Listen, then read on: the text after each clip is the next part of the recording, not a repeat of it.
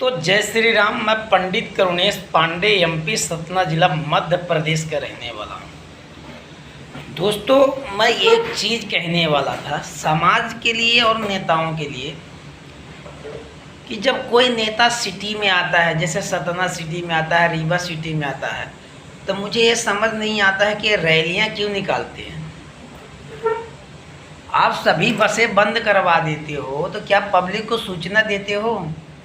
क्या गांव-गांव घर-घर जाके बताते हो भाई, सूचना देते हो? क्या कोई पेपर में आउट करवाते हो कि इस दिन ये नेता आने वाले हैं तो बस नहीं चलेंगी, पब्लिक नहीं जाए?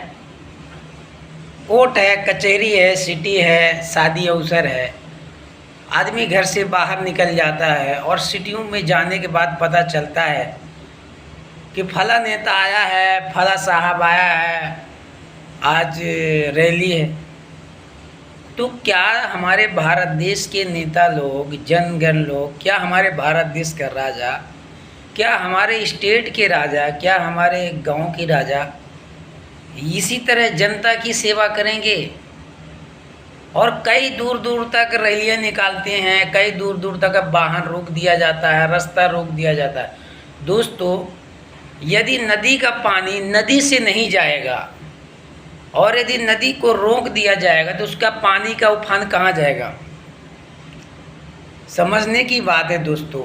यदि नदी का पानी नदी से नहीं जाएगा, यदि नदी को बांध दिया जाएगा तो उसके आजू बाजू के गांव जो होंगे, घर जो होंगे, वहाँ की ज़मीन होगी, वहाँ की जो फसल होगी वो नष्ट हो जाएगी और वहाँ पानी घुस जाएगा, क्योंकि उसका जाने का रास्ता बंद हो जाता है।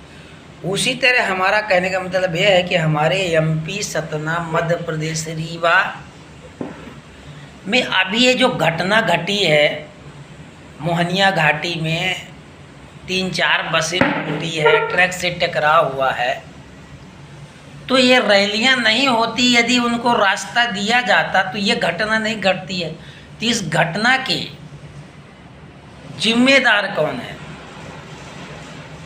नेता आते हैं रैलियों के लिए, बस बंद हो जाती है, रोड बंद हो जाते हैं, रास्ते बंद हो जाते हैं, तो ये बताइए कि जो 24 घंटे रोड चलती है, 24 घंटे जो वाहन चलते हैं, उनको थोड़ी पता चलता है कि आज प्रधानमंत्री आया है, कि मुख्यमंत्री आया है, कि एसपी आया है, कि कलेक्टर आया है, कि थानेदार आया है, कि कोई डिपार्टमेंट है?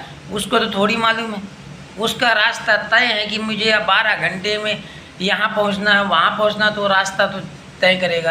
और दोस्तों, जब हाईवे और 4-2 लाइन, ये सब लाइनें जब बंद होती हैं, जब बसें बंद हो जाती हैं, तो आदमी का आना जाने में बहुत कठिनाई होती है और मानव जीवन अस्त व्यस्त हो जाता है। तो मैं समस्त नेताओं से और समस्त कानून के पटनायकों से और समस्त नागरिकों से और समस्त नेताओं से यह नम्र निवेदन करता हूं कि यदि आपको रैली करना हो तो आप जिस एरिया में जाएं तो उससे 10 दिन पहले या कि पोस्टर लगवा दें या कि लाउड स्पीकर लगवा दें, गांव-गांव संदेश भिजवा दें कि इस दिन इस नेता आने वाला है, तो इस दिन रैली होगी भाई, इस दिन बसें नहीं चलेंगी। तो आदमी अपनी व्यवस्था बना के आए और मानव जीवन प्रभावित न हो और आदमी बाहर ना जाए कोई काम से, नॉलेज हो जाएगा। दोस्तों, अभी ये जो दुर्घटना घटी है, ये हमारे समाज के नेताओं के कारण घटी है। क्योंकि दोस्तों, यदि ये रैलियां नहीं होती हैं ना, तो रास्ते खुले मिलते हैं और रास्ते क्लियर मिलते हैं, और ये रैली और जनता के चलते आम आदमी को परेशानी उठाना पड़ा। ना जाने कितने लोग बेघर हो गए, ना जाने कितने लोगों की जान चली गई, और ना जाने कितनी माँ की गूंज सुनी हो गई, और ना जाने कितनी बेटियों की मांग सुनी हो गई है। इसका भरपाई कौन करेगा? क्या एमपी सरकार करेगी? क्या एमपी सरकार उन मरीजों को, उन मानव जीवन को जीवित कर देगा जिनकी मृत्यु हो गई दुर्घटना पे, जिनके हाथ पैर टूट गए हैं? क्या एमपी सरकार, भारत सरकार, मध्य प्रदेश की सरकार क्या उनका हाथ दूसरा लगवा देगी? नहीं लगवाएगी। दोस्तों, प्रकृति की बनाई हुई चीज़ को आदमी खराब करने के लिए कई उपाय ढूंढता है, लेकिन यदि एक बार खराब हो जाए कोई अंग, उसे कोई दोबारा नहीं लगा सकता है। लगा भी सकेगा तो दोस्तों वही होता है कि जब एक बार गांठ लग गई तो गांठ ही रहती है। इसीलिए मैं कहूँगा कि समस्त नेताओं से कि पब्लिक सिटी के लिए मानव जीवन को, आप पब्लिक को परेशान ना करें। आप अच्छा कार्य करेंगे, अच्छा काम करेंगे और राजा जैसे राजा का काम करेंगे तो दोस्तों आपको राजा बनने से कोई नहीं रोक पाएगा। आपको को राज्य निष्ठलता से बहुत दिनों तक चलेगा। लेकिन दोस्तों यदि ऐसी घटनाएं घटेंगी, आपातकालीन घटनाएं हैं, ये जो दुर्घटना घटी न्यूज़ चैनलों में तो दिखाया जा रहा है कि ट्रक का टायर फटने के कारण से हुआ है, लेकिन मुझे तो नहीं लगता है कि ट्रक के टायर फटने से होगा, क्योंकि मुझे तो पता आया था, मेरी बीवी स्वयं सतना गई हुई थी तो बोल रही थी कि रैली, अचानक रैली हो गई और सभी बसें रैली में चली गई। तो जब रैली में सब बस चले जाएंगी, सब वाहन चले जाएंगे तो पब्लिक कहाँ जाएगा भाई, रोड का आना जाना है बिना सूचना के। तो इसलिए मैं आदरणीय मोदी जी से और श्रीमान चौहान जी से नम्र निवेदन करता हूँ कि यदि आप लोगों को रैली निकालना हो या आप लोग जिस एरिया में जा रहे हों तो वहाँ के नागरिकों को सूचित करवा दें, अपने सरपंचों द्वारा, अपने पंचों द्वारा, अपने संसदों द्वारा कि भाई इस दिन यहाँ रैली है। बिना काम के सिटी में ना आए, वही लोग आए जिनका अति आवश्यक कार्य हो, क्योंकि वाहन बंद रहेंगे इसलिए सिटी में संकट का समय रहेगा और आपातकालीन घटनाएं घट सकती है। इसलिए उस दिन वही लोग आएँ जिनका ज़रूरी काम हो, और न काम हो तो ना आए। तो ये सूचना इस बार से दिलाने का महान कष्ट करें। मैं पंडित कमलेश पांडे, MP सतना जिला, मानव समाज सेवा का चिंतन करने वाला व्यक्ति हूँ कि दोस्तों एक रैली के लिए न जाने कितनी बसें लगाई जाती है और उन बसों से न जाने कितने गरीबों का पेट चलता है, न जाने कितने यात्री थके हुए ट्रेनों से जाके उन बसों में चढ़ के अपने घर पहुंचते हैं। लेकिन दोस्तों जब आदमी गांव पहुंचता है 18 घंटे की सफ़र करने के बाद और पता चले कि उसके गांव में रैली होने के चलते बस बंद है, तो उसके हृदय में कौन सी आह निकलेगी, कौन सी आवाज़ निकलेगी। इसीलिए मैं सभी नेताओं से कहता हूं कि पब्लिक की आह मत लीजिए। आह बहुत खतरनाक चीज़ होती है, आह श्राप का काम करती है। आप यदि श्राप दे दिया कोई तो आप जीते हुए से भी हार जाओगे। इसलिए ऐसी रैलियां मत निकालें, रैली करें जितना गुजारा हो।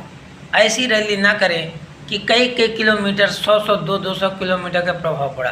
रैली दोस्तों सतना में थी, मेरी बीवी गई थी, मुझे पता चला कि रैली सतना में थी, प्रभाव मोहनिया में पड़ा। सोचो दोस्तों, रैली सतना में थी, प्रभाव मोहनिया में पड़ा। उन लोगों की मृत्यु हुई जिनका कोई गुनाह नहीं था, जिनका कोई मृत्यु का समय नहीं था, जिनका कोई पाप किए हुए मानव नहीं थे। लेकिन दोस्तों कभी कभी ड्राइवर और रोड साफ न मिलने के कारण, रास्ता दिशा मोड़ने के कारण भी ये घटनाएं घट जाती हैं। इसलिए मैं सभी नेताओं से कहता हूं कि आप लोग रैली खूब कीजिए, लेकिन मानव समाज को, मानव को, जनता को, प्रजा को, अब प्रजा की सुरक्षा को देखते हुए रैली कीजिए। जनता जनार्दन को दिखाने की कोई ज़रूरत नहीं है। आपने अच्छा कार्य किया है तो फल भी आपको अच्छा ही मिलेगा। यही उद्देश्य से मैं कहता हूं कि उन सभी परिजनों के लिए मैं पंडित करुणेश की तरफ से ओम शांति, और भगवान उन सबकी आत्मा को सुख शांति प्रदान करे, और जो के घरों में यह दुख अचानक आया है उनको दुख सहने की शक्ति भगवान दे। आइए दोस्तों, हम सब लोग मिलकर अपने भारत हिंदू सनातन धर्म भारत को हम हिंदू राष्ट्र बनाएं। और दोस्तों हम सब कोई ब्राह्मण, क्षत्रिय, वैश्य, शूद्र मिल कर के अपने भारत देश को हिंदू राष्ट्र बनाएं। आओ दोस्तों, हम सब लोग ब्राह्मण, क्षत्रिय, वैश्य, शूद्र मिलकर हम रामचरितमानस ग्रंथ को राष्ट्रीय ग्रंथ के नाम से जानें आइए दोस्तों, हम सब लोग मिलकर ब्राह्मण, क्षत्रिय, वैश्य, शूद्र और भिन्न भिन्न की जातियों में जो भी हिंदू सनातन धर्म के लोग, व्यक्ति, मानव और हिंदू को, हिंदुस्तान को, भारत को और हिंदू समाज सनातन धर्म के मानने वाले लोगों को, आइए दोस्तों, इस धरा लोक में, इस मृत्यु लोक में दोस्तों माँ दो ही होती है। एक तो जन्म देने वाली माँ, जिसके आंचल से अमृत की धारा बहती है और उससे मानव जीवन का जीवन शुरू होता है। दोस्तों दूसरी माँ गौ माँ है। गौ माँ का दुग्ध जो हमारे मानव जीवन के लिए बहुत ही लाभदायक होता है। और गौ के दूध से दोस्तों मक्खन, दही, छाछ, मट्ठा वगैरह वगैरह चीज़, घी सब मिलता है जो हमारे मानव जीवन के उपयोग में बहुत ही काम आता है। इसलिए दोस्तों आओ हम सब मिलकर गौ माता को हिंदू राष्ट्रीय पशु के नाम से जाने, जिससे हमारी गौ माता का हत्या ना हो सके और हमारी गौ माँ सुरक्षित हो जाए। जय श्री राम, जय हनुमान, जय बाघेश्वर धाम सन्यासी बाबा छतरपुर वाले की, जय हो रामा भद्राचार्य भगवान की, जय हो श्री धीरेन्द्र शास्त्री बागेश्वर धाम वाले बालाजी की, जय हो समस्त गुरुजनों की, जय हो हिंदू सनातन धर्म की, जय हो गौ माता की, जय हो रामचरितमानस विष्णु पुराण श्रीमद् भागवत गीता रामचरितमानस की, जय हो समस्त गुरुओं की, जय हो श्री रामचंद्र की।